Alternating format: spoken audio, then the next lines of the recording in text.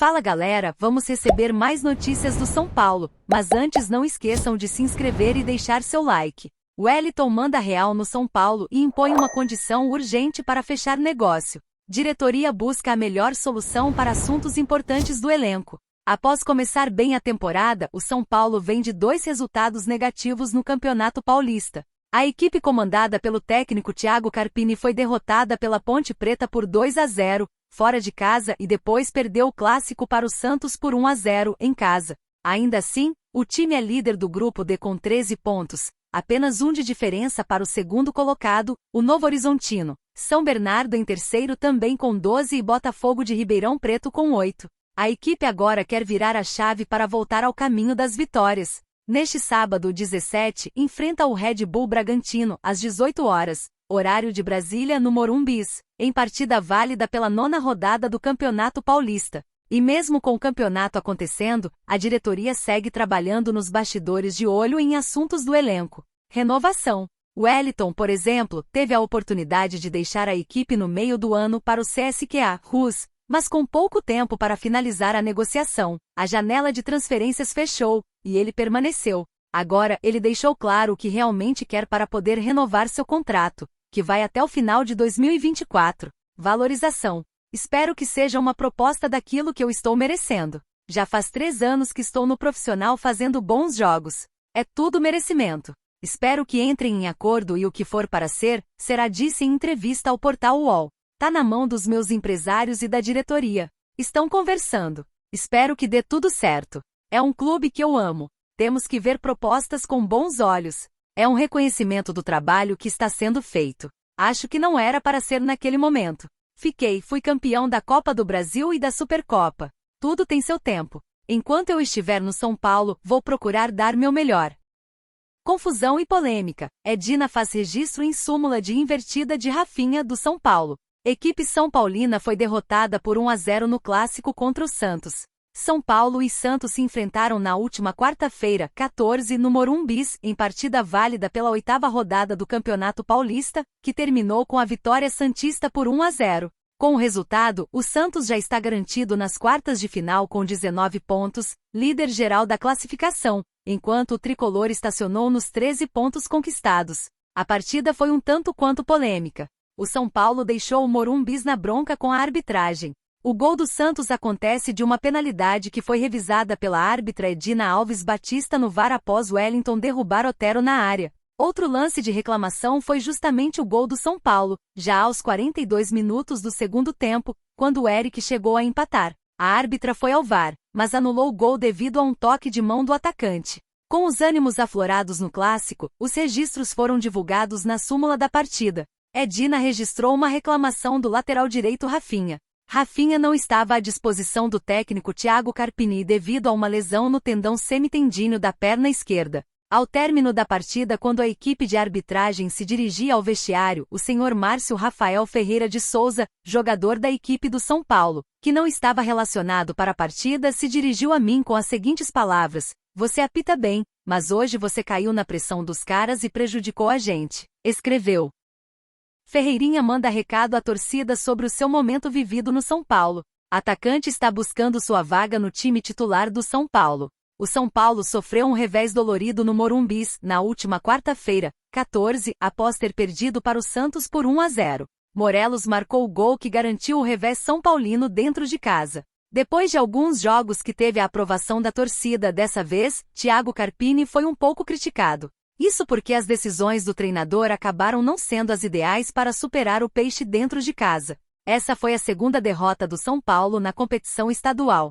Na ocasião, o time de Thiago Carpini foi derrotado para a Ponte Preta por 2-0, no estádio Moisés Lucarelli, em Campinas, interior de São Paulo. O grupo do São Paulo no Paulistão conta com Novo Horizontino, São Bernardo e Botafogo de Ribeirão Preto com 13 pontos. O tricolor é quem lidera o grupo, mas poderá terminar a rodada sem vaga garantida para a próxima fase. Isso porque, com exceção ao time de Ribeirão Preto, São Bernardo e Novo Horizontino, entram em campo hoje para jogarem contra Palmeiras e Inter de Limeira respectivamente. O São Paulo entrou em campo ontem com algumas novidades como Eric e Ferreirinha.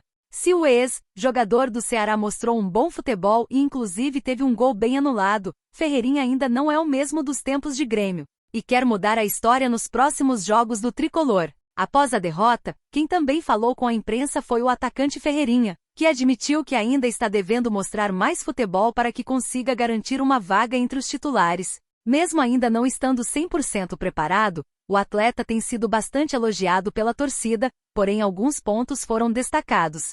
Não estou com o ritmo de jogo 100% e aos poucos vou me soltando e ganhando mais confiança, disse o reforço são paulino que ainda está em busca de aprimorar a sua parte física. Jogou bem ontem, mas precisa treinar mais finalização.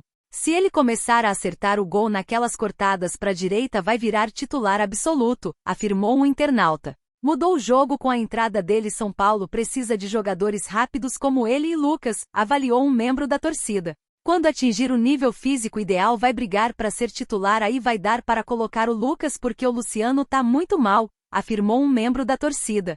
Se tivesse entrado no intervalo o São Paulo ganharia o jogo, ponderou um internauta. O São Paulo volta a campo no próximo sábado 17, para encarar o RB Bragantino, no Morumbis, em jogo válido pela 9ª rodada do Campeonato Paulista de Futebol. O soberano precisa vencer pelo menos mais 3 partidas para avançar ao mata-mata. A última vez que o time foi campeão estadual aconteceu em 2021, quando o soberano bateu o Palmeiras na grande decisão do Campeonato Paulista. Rafinha vai atrás de Edina Alves no Morumbi e toma atitude após derrota do São Paulo. São paulinos reclamam bastante sobre as decisões da arbitragem no clássico realizado no Morumbi. O São Paulo não fez um grande jogo contra o Santos, criou poucas chances de gol e a escalação de Thiago Carpini acabou não sendo a ideal para enfrentar o rival dentro do estádio do Morumbi. Na entrevista coletiva, o treinador falou sobre o assunto e deu sua visão quanto à escolha do time, o desempenho e também do resultado que não foi nada bom, ainda mais em um clássico. A ideia hoje era fazer o tripé com 2 jogadores que têm capacidade de fazer o corredor e pisar na área, o Alisson e o Bobadilla. O Pablo Maia protegeria um pouco mais. Acho que temos de ter variações, são muitos jogos, não podemos ficar presos num sistema, até porque não estou conseguindo, disse. Ontem, tentamos equilibrar física, técnica e clinicamente. Hoje o Nestor, o Lucas, o Rafinha, o Rato não puderam jogar, o Moreira sentiu no aquecimento, completou. A arbitragem também foi bem polêmica e os são paulinos estão reclamando bastante da atuação de Edina Alves. Na visão dos tricolores, a juíza se mostrou muito nervosa durante o jogo e acham que o pênalti a favor do Santos foi bem duvidoso. Após o confronto, chamou atenção na súmula uma situação de Rafinha, que nem jogou ontem, mas foi reclamar contra a Edina. A árbitra colocou que o ídolo do SPFC disse as seguintes palavras: "Você apita bem, mas hoje você caiu na pressão dos caras e prejudicou a gente", afirmou Rafinha. O presidente do tricolor, Júlio Casares, também reclamou bastante e ainda sobrou para o Santos. Segundo ele, uma nota oficial feita pelo rival deixou o clima bem ruim e essa pressão é coisa do passado. Nós não temos o hábito de reclamar de arbitragem. Dificilmente eu coloco minha opinião, a instituição coloca uma opinião, a não ser em questões lamentáveis.